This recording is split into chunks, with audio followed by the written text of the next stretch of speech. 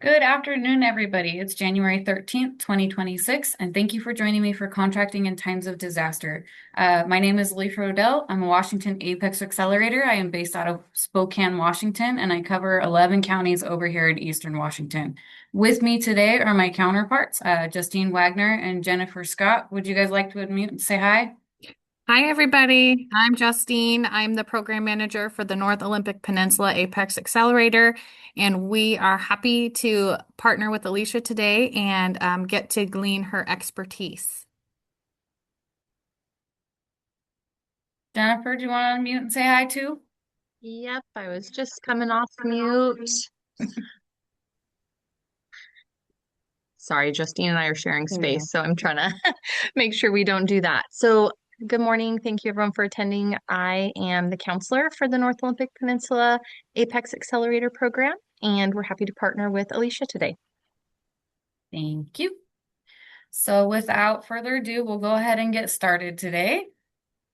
So we're going to give a really brief APEX overview, some history, how a disaster is declared, what you guys need to do, how to do business with FEMA a little bit, what does FEMA purchase, and the role of Army Corps of Engineers. So today is the first of a series of classes that we are going to be hosting. The rest of them I will send updates after this class today to let you know the dates and times of the rest of them, and then we'll keep going from there. We still have one we're trying to lock in for sure, so one of the dates are a tentative date. So to get started, what's APEX? How many of you are familiar with APEX? And drop in the chat what you think that this is or what APEX is. If there's any brave souls.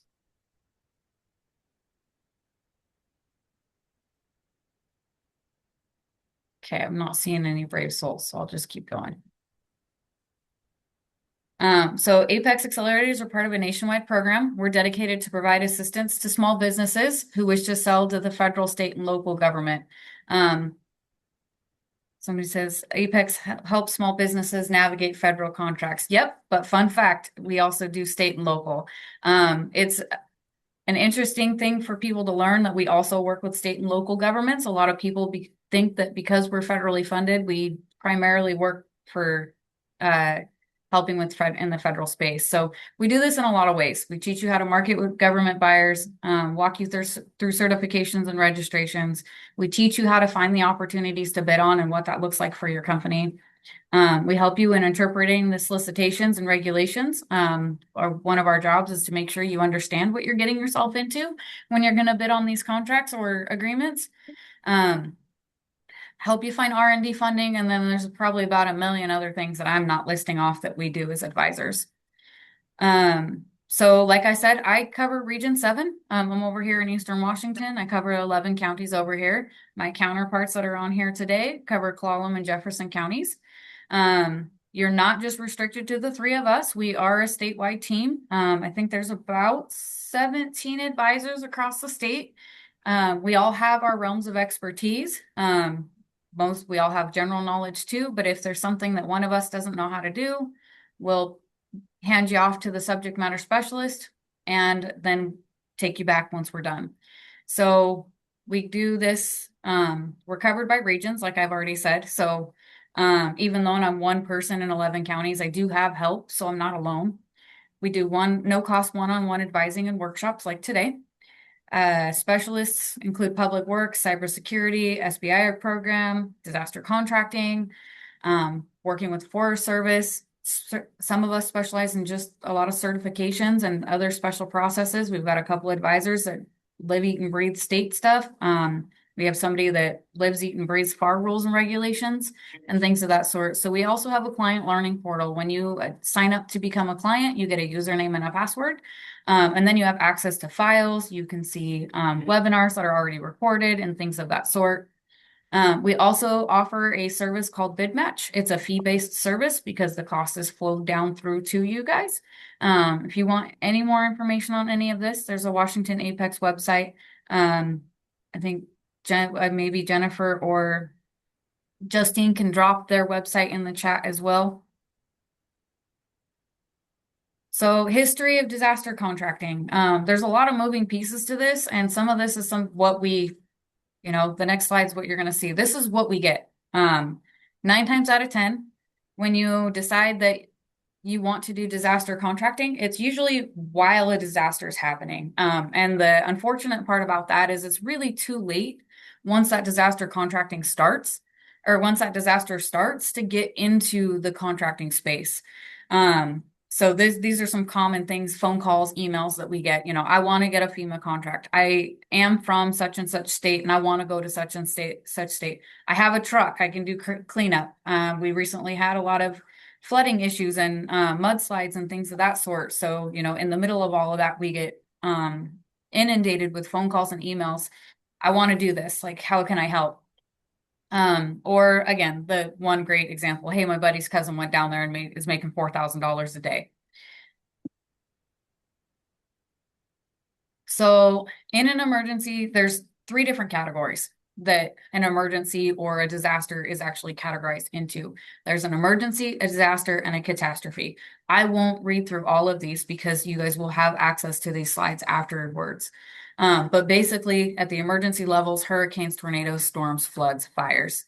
Disaster is a large-scale emergency, and a catastrophe is a large-scale disaster of extraordinary levels. So when you think of the hurricanes in Florida, at one point in time it's an emergency, but if it's category 5 and it's going to do an extensive amount of damage, it will move quickly into that catastrophe level. There are incidents too. So an incident is an active shooter, hazmat spill, localized flooding, so on and so forth. There's a bunch of other pieces. So again, here's your history lesson. I won't dive all the way deep into every one of these congressional acts, but basically this has started in 1803. The first recorded mention disaster relief by legislation followed by a fire. Temporarily halted fees and bonds. Then there was the Disaster Relief Act when Nixon was in office. There's also the Stafford Act in 1988, Disaster Mitigation of 2000, and Department of Homeland Security Act. So these are just some of the things that help structure how this process works.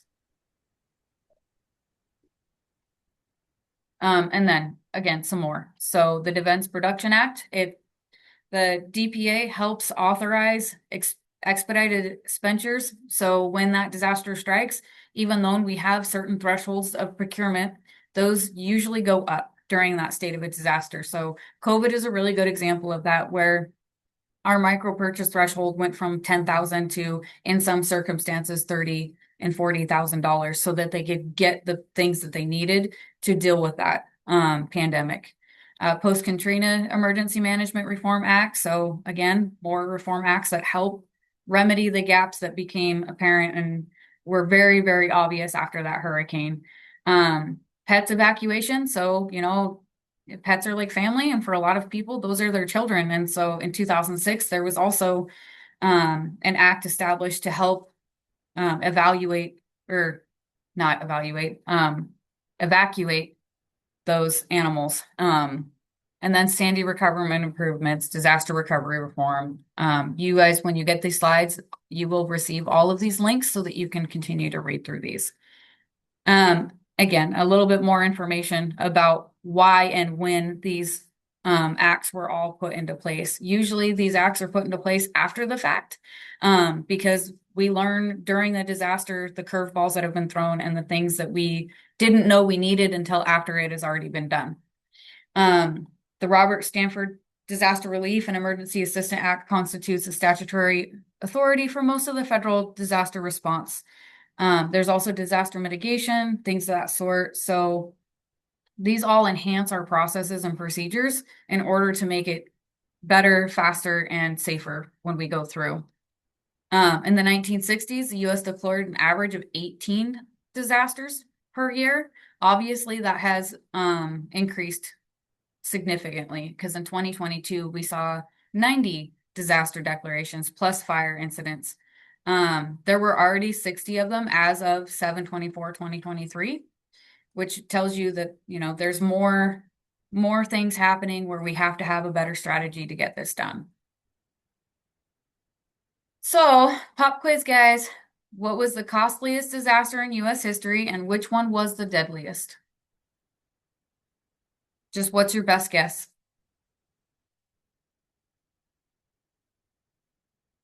And if you want to unmute to say it, you can.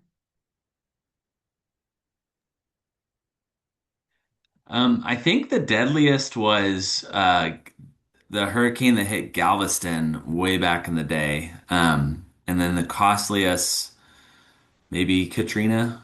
Um, that's my guess. You got both of them. Good job. Sweet. Way to go, Bobby. Good job. And a few people did drop Katrina in the chat. That was like the most common. That was like the only answer people did throw in the chat. So the costliest actually was Katrina in 2025. It would cost $166 billion. Harvey was second on the list in 2017, which cost $128 billion. Maria in 2017, $92 billion, just as an example. The deadliest was the 1900 Galveston hurricane. It they still today don't even have an exact number of deaths. It's somewhere between 6 and $12,000 or 6 and 12,000 people. The 1936 heat wave killed 5,000 people. The flood of 1862, 4,000 people. So except with executive orders that were written in 2020, including pandemics, with the COVID-19. So there is kind of the influx of that.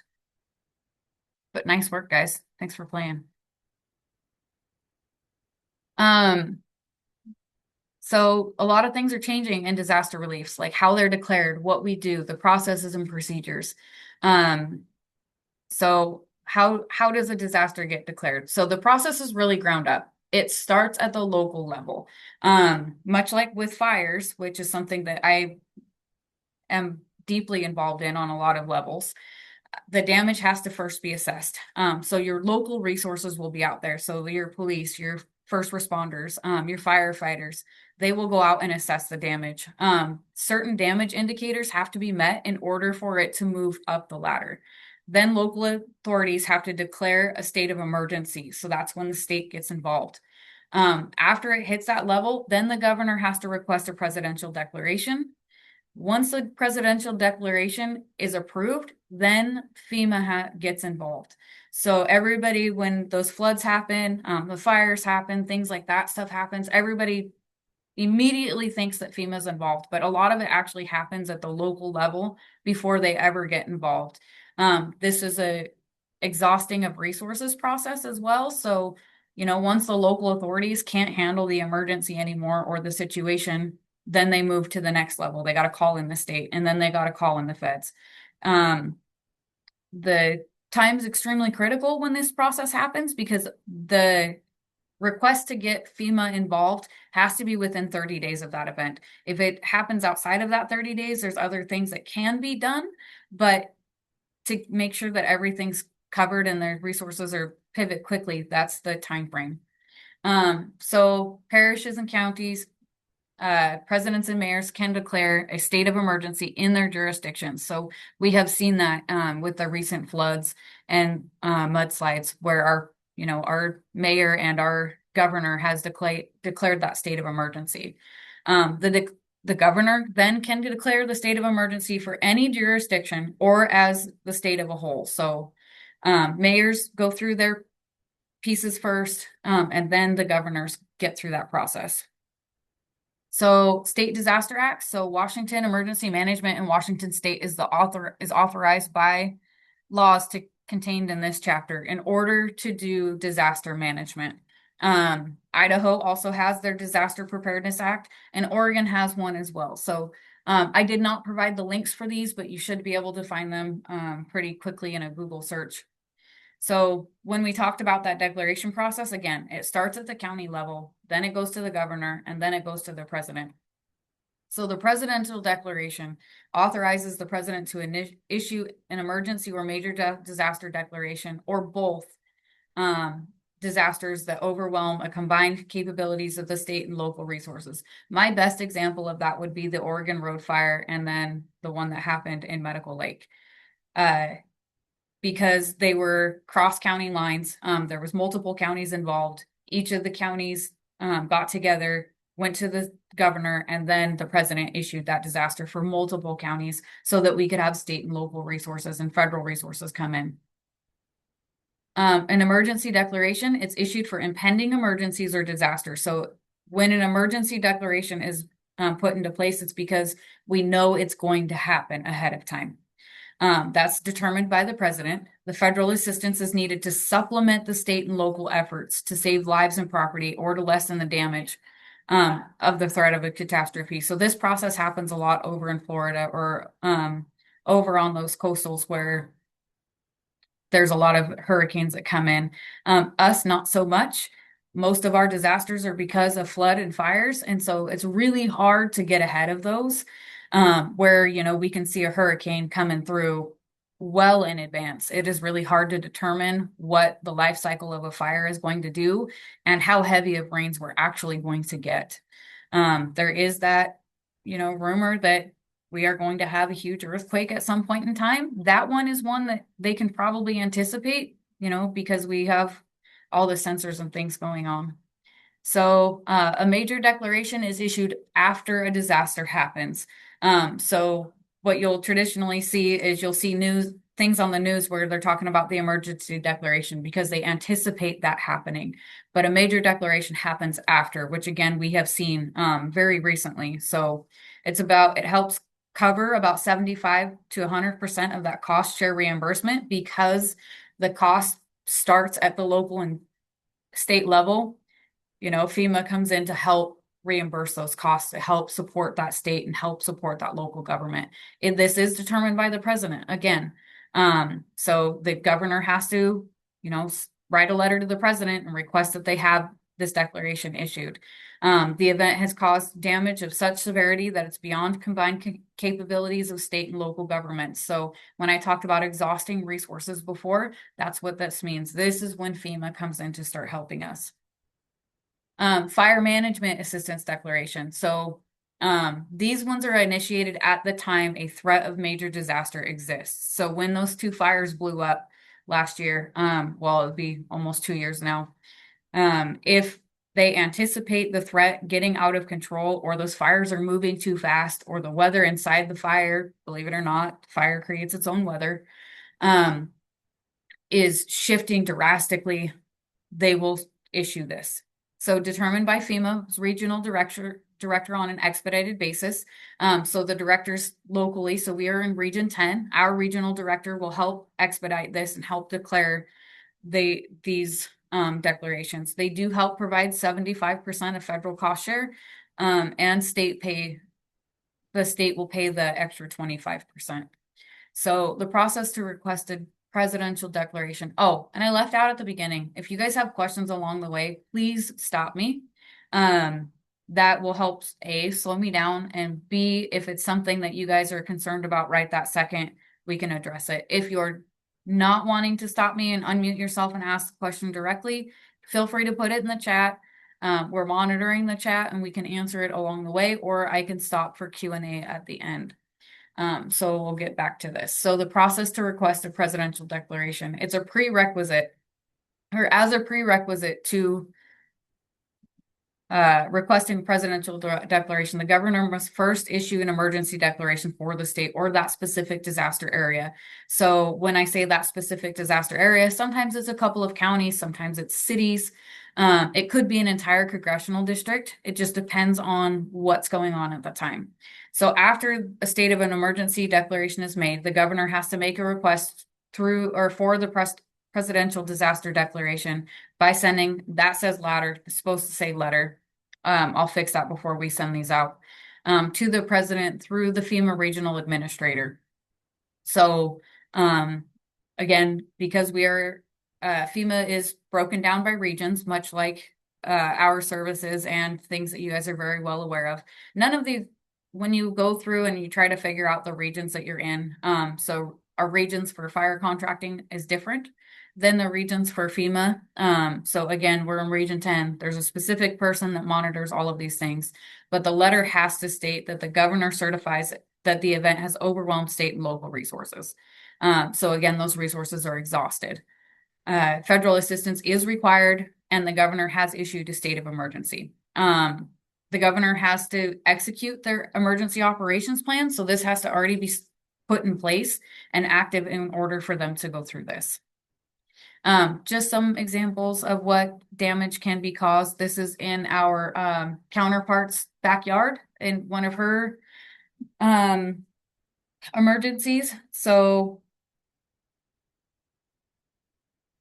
just an example of this situation specifically. So my colleague Jennifer, this is my colleague Jennifer's house, and not my colleague that's online.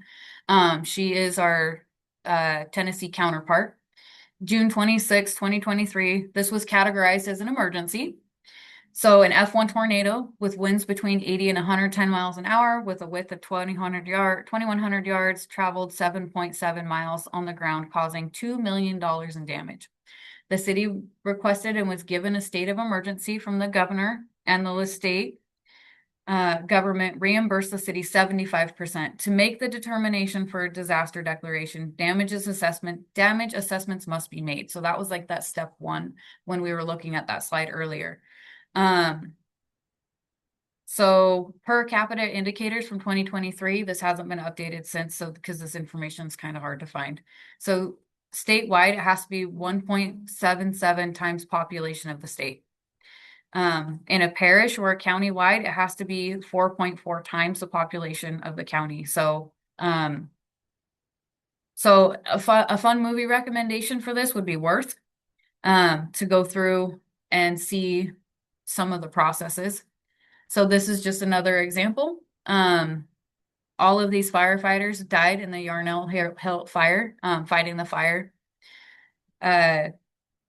So this is a good example of a governor requesting a disaster declaration and being turned down.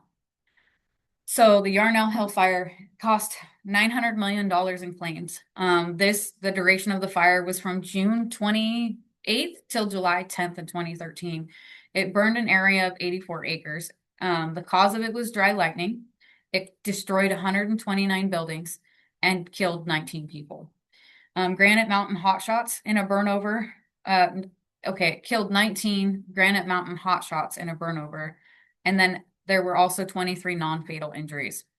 The Yarnell Hill fire was one of the deadliest U.S. wildfires since 1991. Oakland Hills fire, which killed 25 people, and the deadliest wildfire for U.S. firefighters since 1933, the Griffin Park fire, which killed 29 impromptu civilian firefighters. The Yarnell fire is the 6th deadliest fire in the American history and the deadliest wildfire ever to hit the state of Arizona, and at least until 2014 was the most publicized wildfire event in history. The Arizona governor at the time requested a disaster declaration and was denied. He appealed the process and was denied again. So the reason why I bring this up is just because a governor does declare a state of emergency and ask for assistance, it doesn't always happen. But by law, federal disaster assistance cannot duplicate insurance companies. So when you're applying for funding for your disasters, it can't duplicate what's already put in place. So you have to be aware of scams in this circumstance too, believe it or not. It's kind of crazy how many scammers come out of the woodwork. So you have to be prepared when you get ready for this, and you need to be pre-positioned. So what that means, so in the aftermath of a disaster, potential contractors swarm to the site hoping for a piece of the cleanup and recovery effort. This happens constantly. I see this all the time. My phone never stops ringing off the hook. It's going to be chaotic and confusing. It can be pretty cutthroat, but having relationships already in place is what is going to help you the most. Informal on-the-ground agreements may not be enforceable. So what that means is if you have an informal on-the-ground agreement, you may or may not be paid. There are risks of compliance when it comes to being in that space too. So there's also third-party firms that could be falsifying that, they are, Department of Revenue or FEMA, that try to promise you no bid contracts that'll pay you a lot of money. So as a vendor, that is something that you guys need to be pay attention to. I'm assuming that most of the people on here are already Apex clients, and some of you may or may not have a SAM account or be registered in the system for awards management. If you are already familiar of some of this. You'll have third-party companies offering to help you with things that Apex Accelerators help you for a fee. So when in doubt, please reach out. If you're concerned or it ever sounds too good to be true, it probably is. So just be very, very aware of who's approaching you for work and what the process is. So time's of the essence. So it's also equal to what we refer to as dirty market research. So you need to make sure that you're registered in the appropriate platforms before a disaster happens. You have to make sure you have some sort of online presence or your business is well represented on the internet. So what this might mean for you could be different based upon the type of business you have. Typically, most businesses have a website. If you're getting into this very early on, you may not have one yet. But it needs to be very well represented of what your business is actually capable of. Your business isn't supposed to be whatever you dream of your business being down the line in 10 years. Because the government does do their homework and they do make sure that you do what you say you can do. Part of that is checking to make sure you're registered in the specific platforms. Depending on the threshold of the work, the dollar amount, you might have to be registered in SAM.gov or System for Awards Management in order to even step into the job or agree to the terms and conditions. If you are a janitorial company and you're walking in saying you're debris cleanup, they'll probably do their homework on you to make sure that you are capable of doing those things. So market, do periodic direct target of marketing before the disaster hits. That before piece is very crucial because a lot of agencies already have agreements in place or contracts in place for that they can just trigger when that disaster happens. And then actively research to find those contract opportunities. FEMA posts everything on sam.gov. So you need to be registered in sam.gov in order to bid on those things. The state posts their opportunities in other places like WEBS, for example, or Washington Electronic for Business Solutions. That market research is always really important for a business. As advisors, we go through that early on, but what I let all of my clients know is that market research phase doesn't ever stop. It's a continuous visit that we do. So where to begin? Step one, reach out to Apex, of course. We're here to help. Register as a vendor with your parish or your county if it's required. So not all counties have a specific vendor portal. Spokane County does. Make sure you're following the directions of Spokane County. Spokane County actually has two separate procurement portals that they use. They utilize something called a roster, so it's an MRSC roster, and I do believe they utilize Procureware. It's either Procureware or Public Purchase. I get City of Spokane and Spokane County confused a lot. Or mixed up a lot. And then register as a vendor with the state. So I mentioned WEBS. So the Washington Electronic for Business Solution is where you would register for the state. Washington Emergency Management posts their opportunities there. Step 3, register with the State Business Operations Center. So Washington State functions a little bit different with their Emergency Operations Center. Ours is actually the Emergency Management Division. There is a way you can get on their newsletters. They do post a lot of things on Facebook, believe it or not, when it comes to what their needs are during a time of disaster. And then also do register to do business with that federal government. So I have mentioned SAM or System for Awards Management several times throughout this presentation. It is very important if you want to respond to a disaster that you need to mark yes on that disaster response registry question. And then after you mark yes, it'll ask you if your business is required to have bonding. Most construction companies are, so make sure you're putting your bond levels in there. Outside of that, a lot of organizations do not require bonding in order to respond to a contract. There's also registering with FEMA through their industry liaison program. So if you go to their website and click how to do business with FEMA, it'll tell you. I will make a side note on that one. If you have not already created a capability statement, get with your advisor and create one. Because when you registered with that FEMA on the industry liaison program, you are uploading a capability statement. So again, if you don't have one already, get with your Apex advisor. We help you walk through that process and what that looks like for you. And then there's also the option to register with the Army Corps of Engineers. They do a lot of the debris cleanup. We will also have an instructor, a couple of instructors for the U.S. Army Corps of Engineers next week. So contracting during the state of a disaster. Again, most of it is done ahead of time. So you need to make sure, again, that you're registered with your local and state vendors. Build those relationships ahead of time. When a disaster happens, they're not really concerned about building relationships at that point. The goal is to address the disaster.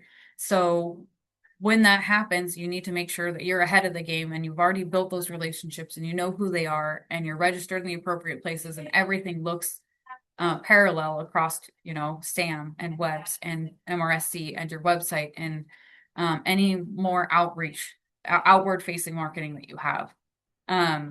Locate and market to your local offices as well. So here's some examples of where you would need to be registered. So WEBS is the Washington Electronic Business Solution. Idaho, so I sit on the border over here in Eastern Washington. So there's a lot of cross-state purchasing. So for those of us that are located over here, you would have to look at Idaho's rules and regulations to see if you have to have a license in Idaho to make sure you're abiding by their rules and regulations, and then you can register for their procurement system. I have also partnered with some of my Vancouver advisors on this class in the previous times that we've done this. So here's the Oregon procurement portal as well. I have mentioned EDM or EMD several times. So Washington utilizes the Emergency Management Division. Here's their contact information, so you can figure out more. The Karina, I'm pretty sure she's still the person that's there. During a state of emergency, EMD manages the State of Emergency Operations Center. So when I told you that they were all the same agency before, they are. But we utilize those to pivot quickly and to get those disasters taken care of. If you go onto their website, at the top right-hand side, it'll say contracting, and it'll give you more information on how they do that. But they maintain our site-wide contacts as well. So in order to find your emergency management agency, if you're not located in Washington State, you can just Google emergency state management agencies, or here's the link below. You will have it when I send out the slide deck. So you can figure out who your contacts are in your state. So again, our emergency management division manages all of that. So registering with EMD, so there's some benefits of it. So I am registered to some of their newsletters so that I get information alerts. You can also get information. There's actually an app that you can download on your phone with the Washington Emergency Management Division, so you can be notified. So they'll notify you directly as a need arises. So making sure that you build those relationships ahead of time. They reach out to you when they need your services. Status report of operations to inform emergency responders of any issues hindering the recovery of your business. So that piece is for when your business needs help as opposed to you providing services. So emergency products and service alerts will be sent to registered companies as they're made available, and donations and volunteer support for emergency response. So the Red Cross will often work hand in hand with our EMD in order to provide emergency responses and volunteer personnel for that. So an emergency management assistance compact. So this is something the EMAC offers assistance during governor declared states of emergency or disaster through a responsive, straightforward system that allows to send personnel, equipment, commodities to assist with responses and recovery. So through EMAC, states can also transfer services such as shipping newborn blood from a disaster impacted lab to another state. So when there's pathology involved and things like that, they can ship it to the neighboring state to help get assistance with this as well. It also helps conduct visual missions such as GIS mapping. It's fast, scalable assistance, all hazards and all disciplines, resources deployed through the state emergency management agencies of their respective states, allowing for coordinated deployment. Deployments are also coordinated with federal response to avoid duplication. So this is an emergency or national relief compact that helps states help each other through disasters. So doing business with FEMA, this is our number one call. And so here I'll stop. I'm going to check. That must be a really sturdy. Oh, that was from you were showing the pictures of Jennifer's backyard. Oh, yeah. The plant on the stool stayed intact. Yeah, which is really odd. I know. Going through and, and with that really sturdy stool comment, I don't know how many people saw pictures from the Oregon road fire. I had family that lives out there, and it was insane to watch, or to see the pictures of where a fire would hit and where it would not hit. It literally had looked like a snow globe had been put over my cousin's house. Like, it was completely untouched. It was still green and beautiful while everything around it looked like this. It was crazy. So the reality of seeing like the sturdy stool in that picture, it's amazing to see what a disaster actually touches and what a disaster does not. But hopping back into this. So FEMA follows the statutory small business goals and the FAR requirements of the purchasing protocol. These numbers have increased, or are in the process of increasing. I know the hub zone goal and the service disabled veteran owned goal are on the rise. The woman owned small business goal actually recently moved up. So it is now 5%, which is more than the other two goals. But basically the overall small business goal is 23%. I think that has actually been bumped to 25. These are a little bit outdated numbers, but and then the overall small socially disadvantaged business is 12%. That would be referred to the 8A program, which is kind of up in the air currently, but it is supposed to be 15% by 2025. We have seen those increases. Hub zone is a 3% set aside. Service disabled veteran-owned small business is a 3%, and woman-owned small business is 5%. So what does this mean to you?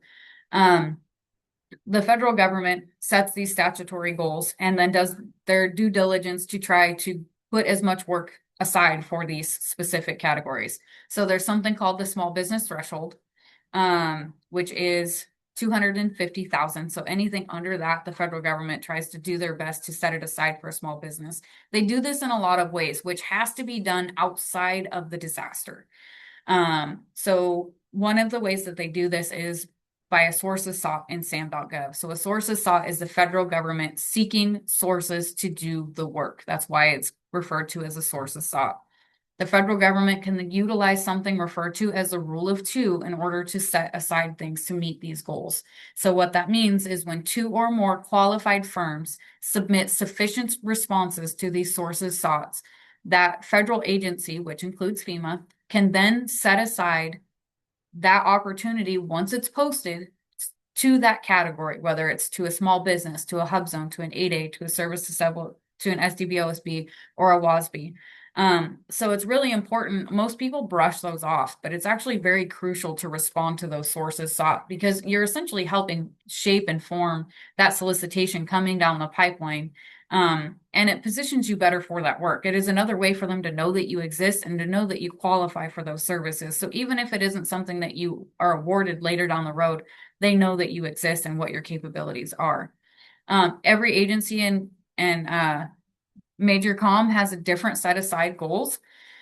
So what it looks like for Fairchild Air Force Base is not going to be the same for JBLM, and what it looks like for FEMA is not going to be the same as it is for the U.S. Forest Service.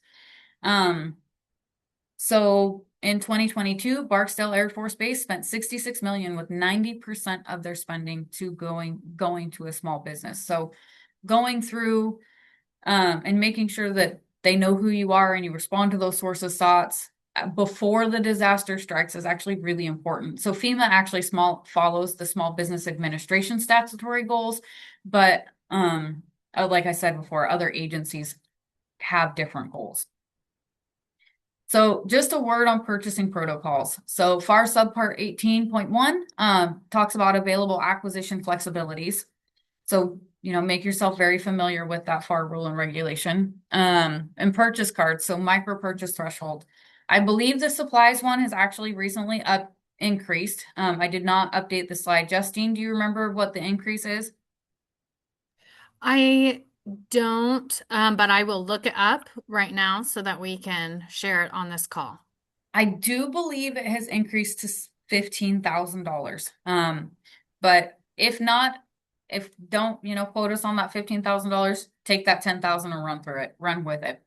But I do believe it has recently bumped up to $15,000 for supplies, $2,500 for services, and $2,000 for construction. So what this means to you, underneath this micro purchase threshold, a contract does not have to be made.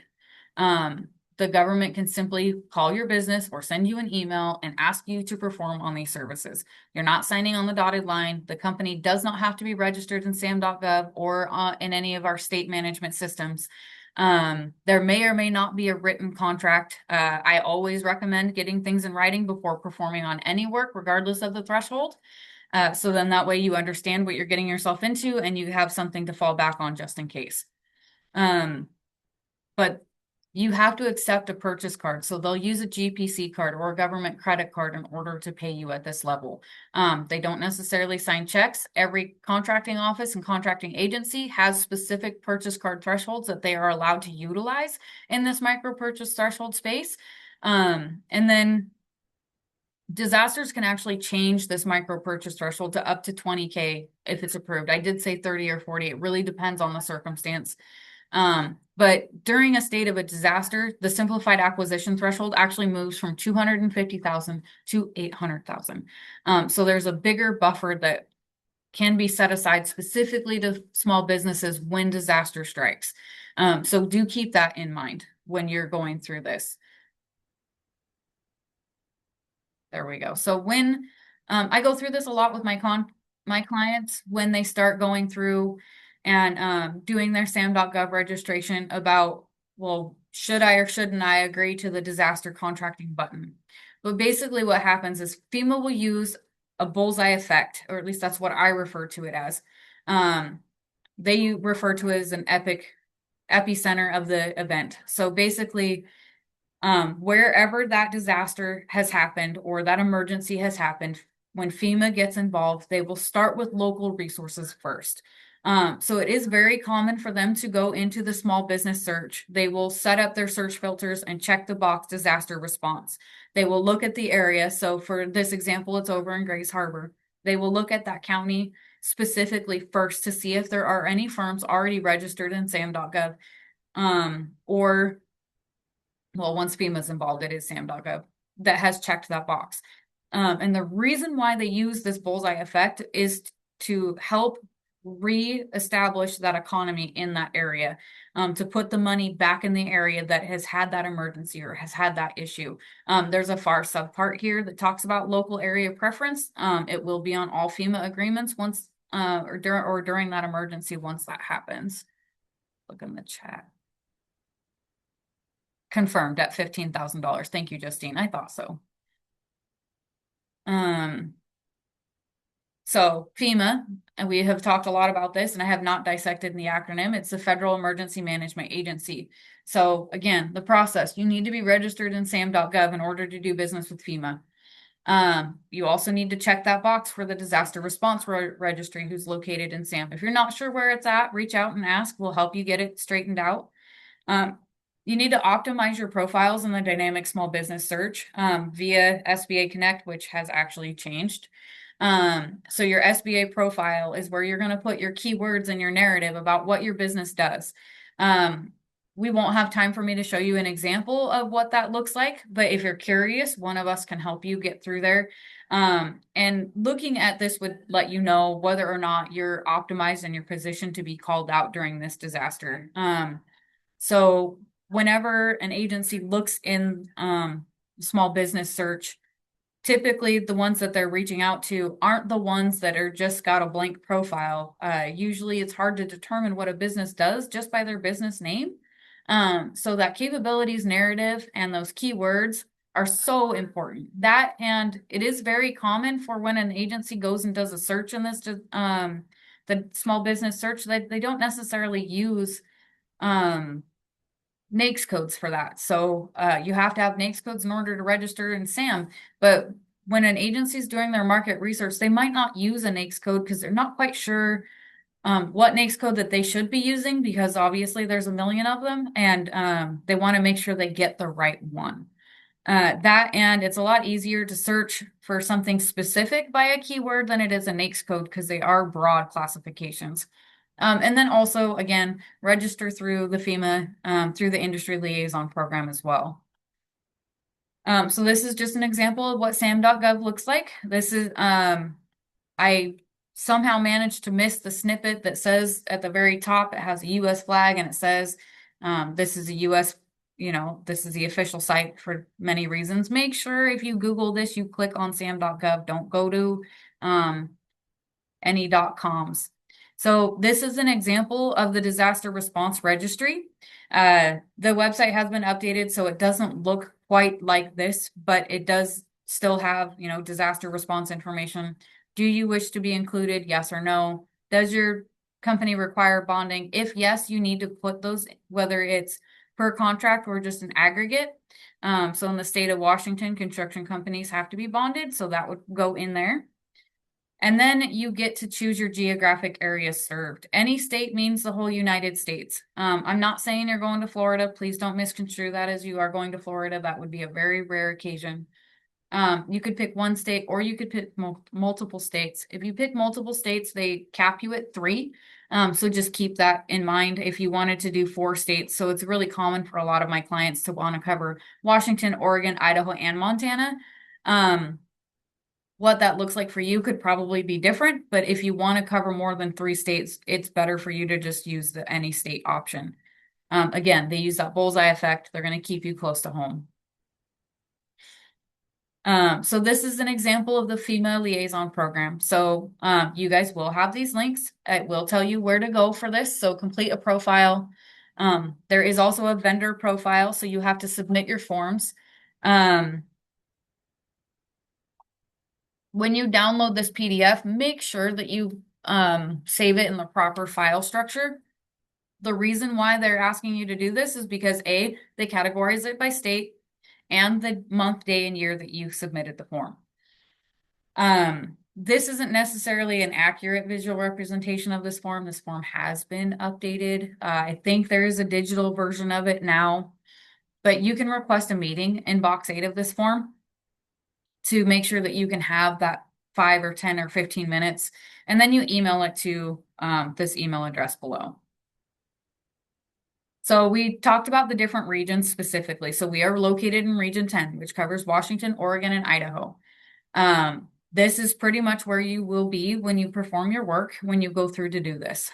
Some of these regions are bigger. The main FEMA office is over in Seattle. We do get to see some FEMA reps occasionally here over in Spokane, but not very often. So I did already talk about the dynamic small business search and what its uses are, but this goes through and it reiterates it.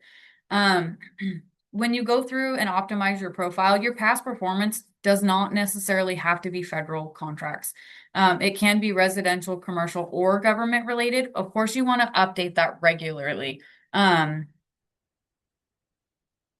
federal government really only is interested in your last 3 years of performance.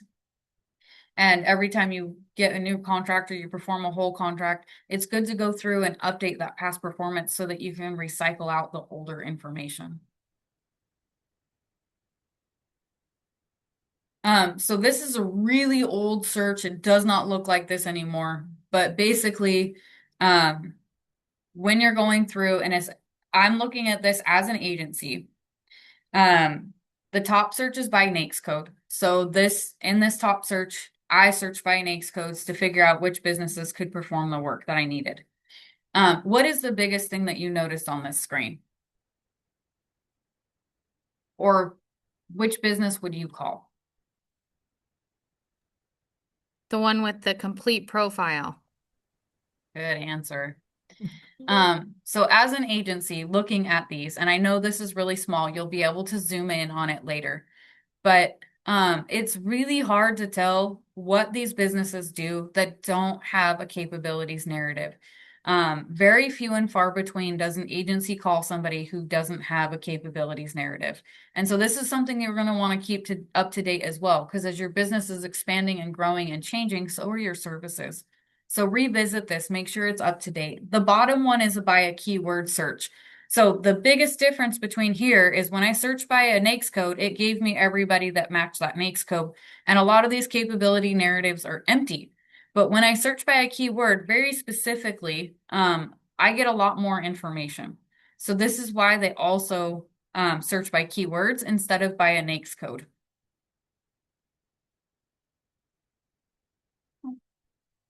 Come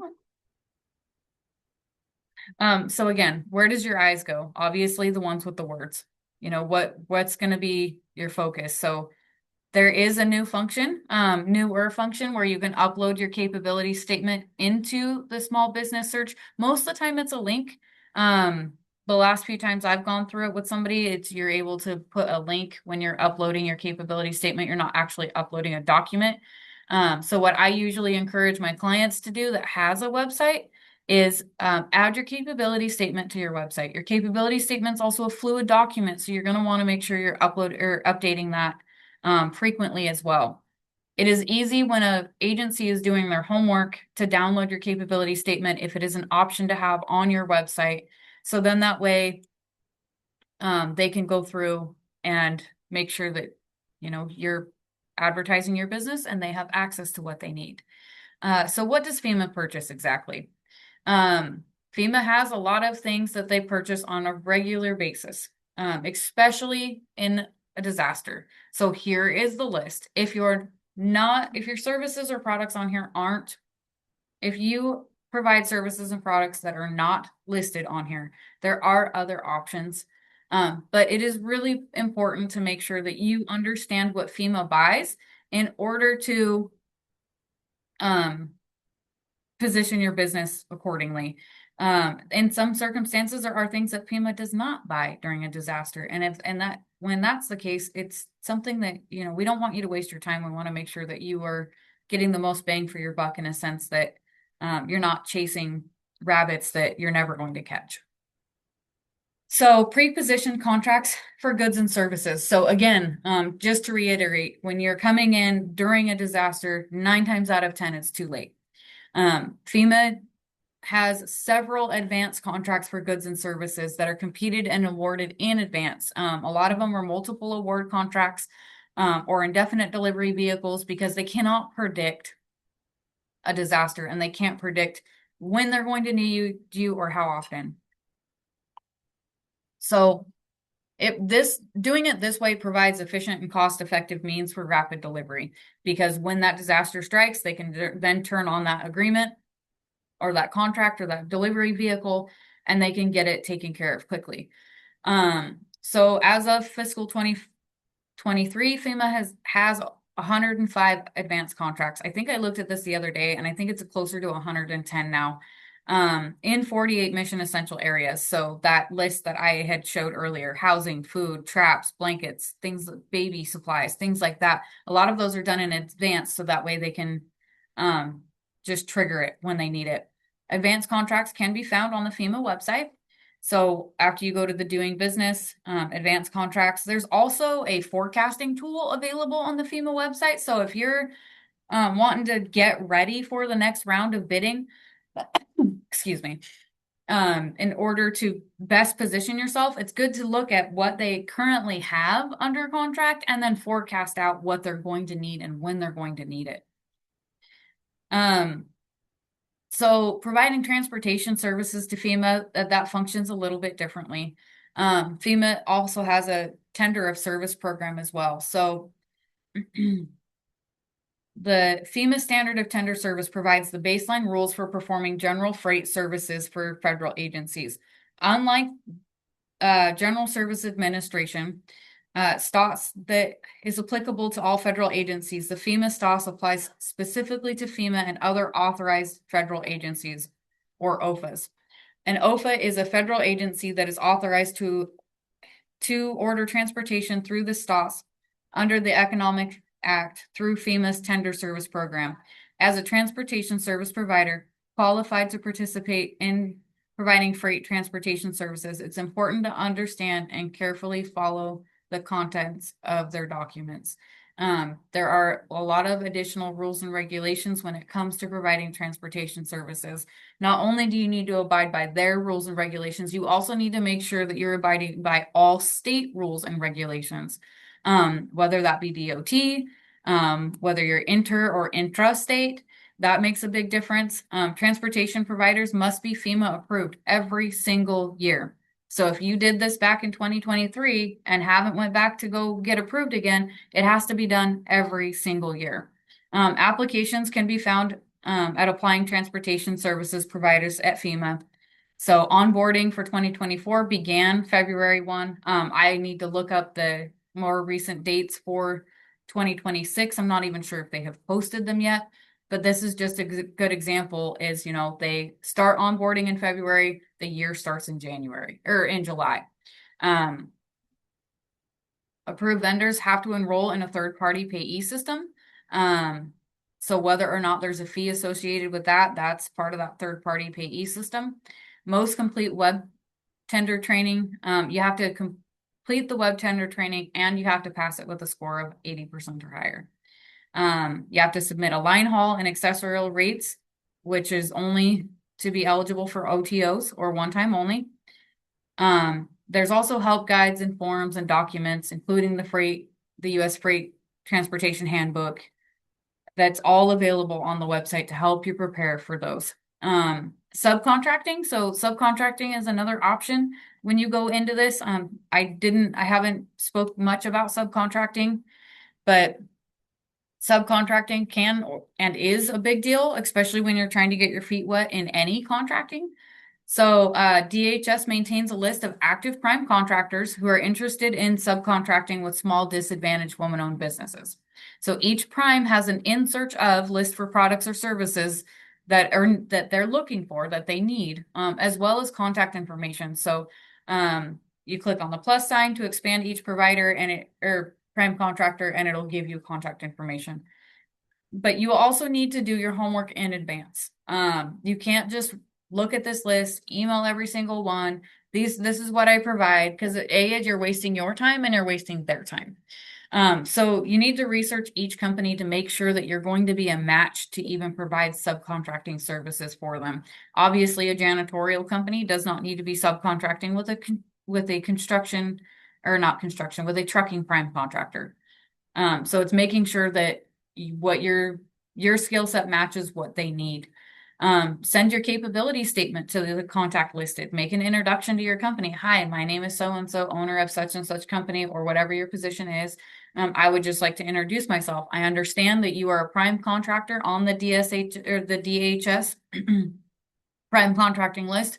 These are the services that I provide. Can I have a 15-minute conversation? And then go from there. So there is a link right here that'll take you directly to that list of prime contractors as well. Continue to monitor contracting opportunities on sam.gov. I know this is like, it always feels like a ton of work to go through and monitor contracting opportunities on sam.gov, but there's things that you can do to help ease that work.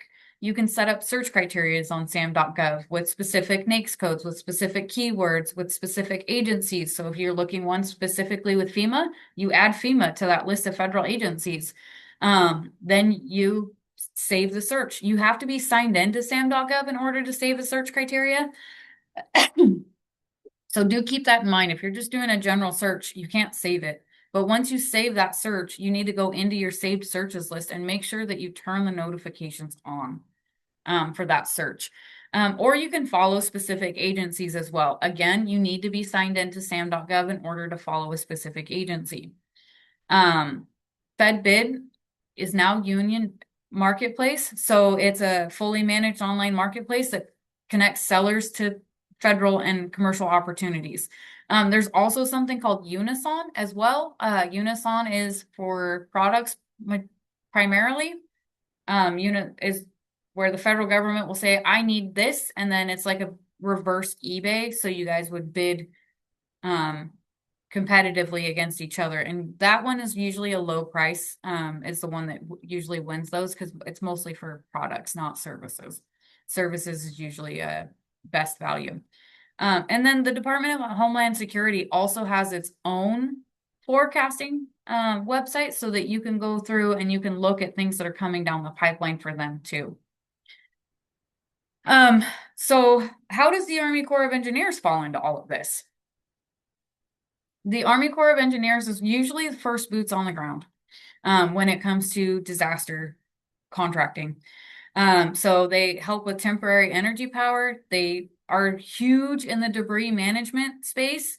So they pretty much manage most of the debris contracts when it comes to disaster response registry. Temporary housing. It's weird to think that temporary housing and critical public facilities would be something that the U.S. Army Corps of Engineers does. However, it is something that they come in and do. The Red Cross will come in and they'll collaborate with the U.S. Army Corps of Engineers to help with that temporary housing, temporary roofing, infrastructure assessments, and then an urban search and rescue as well. They'll come in and help with those too. So to save you guys the 50 million clicks that you're going to have to do in order to find this, because it is buried deep in the U.S. Army Corps of Engineers website, here are some links for you. You can go here and learn about how to do business with them. Again, like I said, we do have the U.S. Army Corps of Engineers coming in to teach a class next week. There will be a follow-up email for that, so that way you guys can register for that. And then Emergency Operations Headquarters, so the U.S. Army Corps of Engineers. So they, again, use pre-awarded contracts that can be activated for missions. That's why we cannot stress enough to prepare and get your business positioned before the disaster strikes.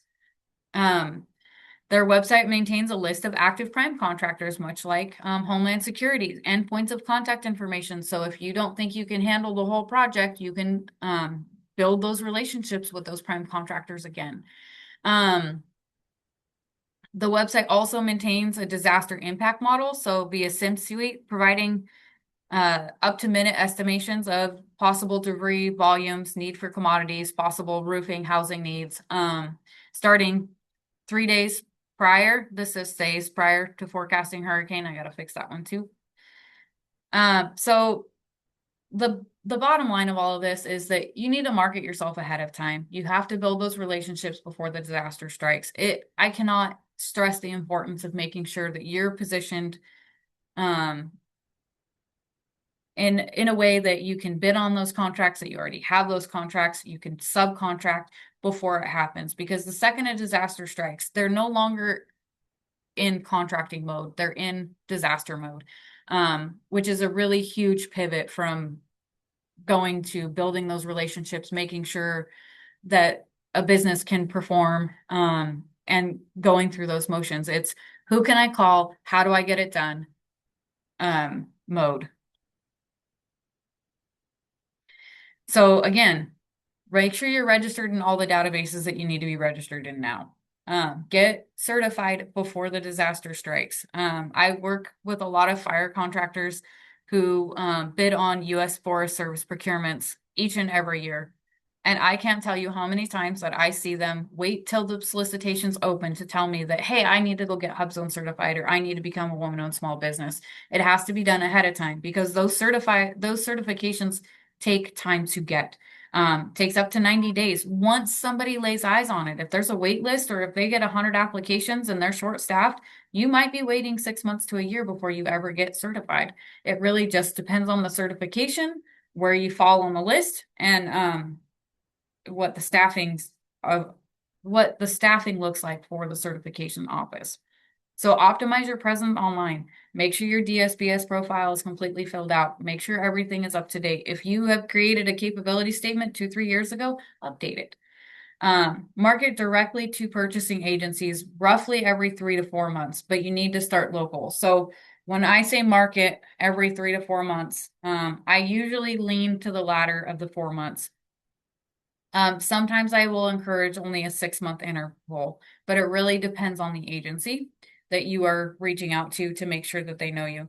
And really, all you're doing when you're reaching out after you make that first initial contact is, hey, I just wanted to check in, let you, to see how everything is going.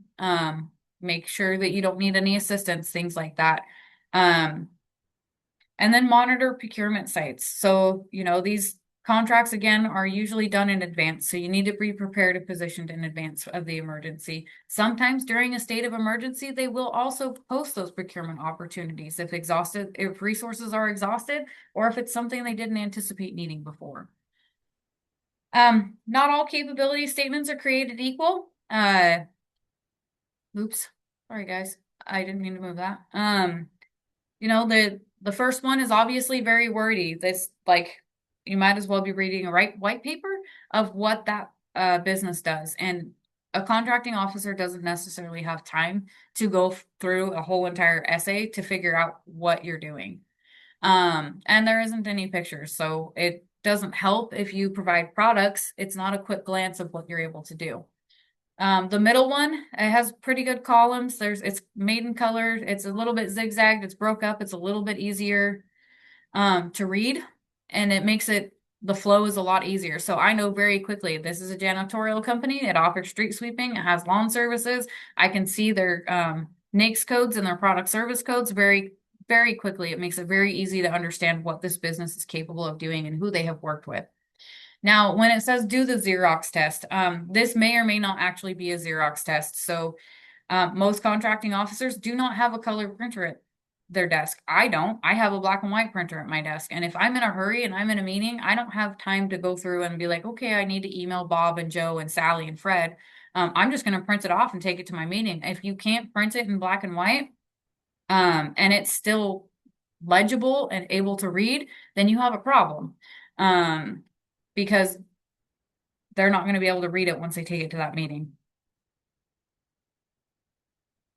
So, like I said, we have several advisors all the way across the state to be able to help you provide these services. This slide needs to be updated because some of these aren't our current advisors, but you get the gist of it. We have, 8 different centers, and we have Justine and Jennifer as along on our team. But go to the Washington APEX website, learn more about our staff and what areas we cover. If you aren't registered for services already, go ahead and do so because you're going to need us. So, oh, that slide's old. We'll skip that slide. I updated it, but it must not have saved properly. Again, we do have a class next week. So we have the doing business with Army Corps of Engineers. We are making an attempt to set up one with FEMA. On February 11th, I will go over how to do business with the Forest Service or get registered for Viper agreements because those are coming down the pipelines too. Here's all 3 of our contact information.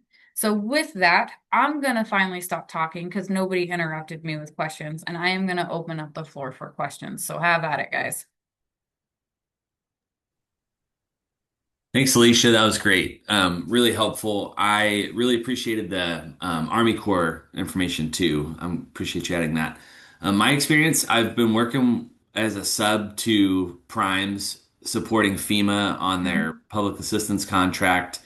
I used to work on that contract with another firm that I worked at for 10 years. So I've been about 12 years experience working with that. And I just want to say that you did an awesome job covering the process and very informative. And the other piece is that this year has been a very challenging year with FEMA from my perspective and what I've seen. And I was curious if you've heard anything else about I think it's Christy Nome's $100,000 threshold signature approval that she has.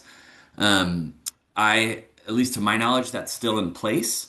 And that threshold has prevented a lot of funding flowing through FEMA. And I've seen a substantial reduction in, I guess, just funds flowing through FEMA. So that's one thing I just want to throw out there. And then the next thing was, from my understanding, Washington State only received an emergency declaration from the president. There has not been a disaster declaration yet. Have you heard anything about that either? Not yet. Okay. So for your first question, I'll have to look a little bit more into it. Yeah. I have heard of it. I don't know a ton of the process or how we can get around that $100,000 signature piece. And you are correct. I don't believe that we have been declared the Yeah. after piece quite yet. Yeah. I attended a FEMA meeting, not like during the disaster, so during the floods and stuff like that. Mhm. So we did get that first declaration. Um, I will double check on the second one because I do believe FEMA had sent me one information about the Okay. mother declaration after the fact. I know Small Business Administration has sent out several emails about funding for businesses and residents for disaster after the fact. So some Hmm. loans and some grants put in place for that, which I'll share that with the group as well. Awesome. Okay, funding. Because FEMA does work a lot with the Small Business Hmm. Administration. A lot of those grants and those pieces move through there, and that's how we're notified, not necessarily always through FEMA. Okay. Awesome. Hmm. Yeah, on my push right now is to be getting more plugged in with the state side of things, Yeah, and so I'm really trying to get more plugged in there. So I appreciate the information you provided on that level as well.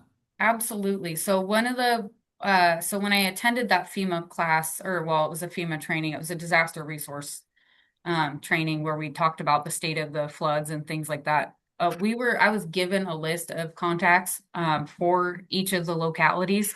So if you send me an email with the localities that you're looking at, Hmm. I can give you those pieces. I'm not allowed to share the whole entire document, of course, Okay. but I can share the specific localities, and then your points of contacts for those. So that way you can start introducing yourself with those capability statements. Of course, make sure you're registered on webs. Check your Hmm. counties to see if they have specific procurement portals. So Okay. MRSC is the statewide roster. So making sure that's completed is important and doing your research to make sure you're checking the box for the correct agencies who Okay. actually purchases the products and services you use. You can also look at the participating agencies that are listed on MRSC and just do some research and reach out to them directly Okay. to start building those relationships. In the world of fire, I have had clients reach out to dispatch centers just to introduce themselves so that they know that they exist before those disasters happen. I never encourage fire chasing. So if there's any fire clients on here, don't do that. That's a no-no. But even cities have their own procurement portal. So the city of Spokane has a procurement portal and they use MRSC. And the same thing Hmm. with Spokane County. They have a procurement portal and they use MRSC. So they have multiple ways that they procure those things. Awesome. Thank you. That's all I had for now. Okay. Danielle, did you have questions? Not at the moment. No, thank you. Oh, okay. I just saw your camera came on, so I wasn't sure. Does anybody else have any questions? No, you guys are a really quiet group today. Yeah, hi. I'm Aaron Williams. I'm with Finray Ice Blasting. I do um, kind of environmental cleanup. I do remediation for after fire, water damage cleanup, Okay. and industrial cleaning. Um, these kind of different remediations, mold remediation. I've worked with both Justine and Jennifer for a little bit now, and yeah, I guess I think I'm registered with most of the things you said. I think there's a bunch of different things. So I'm wondering if there's also like maybe a list that you can send out on like a checklist almost. A lot of the things that you said were so good. And I'm like, oh, but I just want to make sure I didn't miss anything. And then, yeah, just some of the other kind of realms of not like in fire chasing, but, like in any of the kind of things is, you said a lot of good, you made a lot of good points on how to, um, reach out to some of these people just to kind of let them know you exist. Because I know there's like, especially with what I do being so niche, there's not a lot of, it's hard to place yourself down. There's not a lot of NICS codes out there or even branches that like necessarily are fully equipped with what I do yet. Yeah. And that's really the hardest part about having a niche type of business is you might not be able to get in there as a prime contractor because you provide this piece of this puzzle. So going through those lists and building those relationships with some of those prime contractors is going to be really important with what you do. And the remediation piece of it, there's some other things that we could go through and do to help better position your business to be prepared for that remediation piece and to let the agencies know what it is that you do. Most of that is it's going to be the outreach piece, and it's a lot of legwork for a small business to do, going through and doing all that research to figure out who I need to talk to and who I need to introduce myself to. Apex does have some tools to help ease that. We have access to a market research platform. If Jennifer and Justine don't have access to it, let me know. Do you guys have GovSpend? Yes, we do. Okay. And Aaron, I can get you, yeah, all plugged in. So yeah, you can work on Uh, that. Great. yeah, So I'll make a secondary meeting with you guys to kind of go over all that. But no, thank you. I really appreciate the presentation. absolutely. Do we have any other questions? Yes, my name is Rhonda Tilford, and I'm with Rocket Solutions LLC, and I have done a variety of things, but specifically, I was wondering about anything in the 541611 administrative support or business management services and related to emergencies. And we're new to working with FEMA, but we have worked with federal before. And what I was thinking about is like with all these disasters and things that have happened specifically in Washington, and we're based in Washington State, is there a need for like assistance with getting out payments or taking calls for families in need for placement of shelter or that's a broad NICS code, so it can look so many different ways. So we're trying to fit it into what it would look like in an emergency. So I'm kind of like not for sure. So sorry for being so general. So usually the Emergency Management Division or whatever the U.S. Army Corps of Engineers or whatever agency um, usually does a lot of those things. I'm not saying that it's not out there. We would just have to do some research to figure out if that's something that they would typically contract out. So again, you could schedule a meeting with me or whoever your local advisor is to go Okay. through and say, okay, is this something that fits? And if it is, how do I get into it? Because professional services is a hard one when it comes to this space. Mm-hmm. Because a lot of that is handled in-house, like they have their third-party payee system. And then they'll go work with Red Cross to figure out the housing and those pieces of it. But I'm not saying it's not there. I just don't know enough about that piece of it to completely answer. I'd say there needs to be some research. Okay, thank you. We'll definitely set up a time to meet with you. Okay.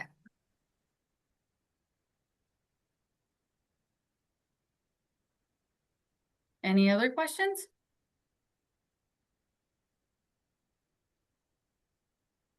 No? Okay. Well, thank you everybody so much for joining us. If you had questions that you were too shy to ask during the class or you're just not sure, I can almost guarantee you somebody else in the room has the same question or something similar. So it's okay to ask in this space. But if not, that's okay too. Feel free to shoot any of us an email. I will follow up with the presentation today so that everybody has access to that so you guys have all the links and things like that. If you're curious if this is a place for you, schedule a meeting with one of us. We will get you figured out and make sure that you have all your T's crossed and all your I's dotted. But I'll give you guys the last 9 minutes of your, well, I'd say lunchtime back, but it might not necessarily be your lunchtime. So with that, thank you so much and everybody have a great day.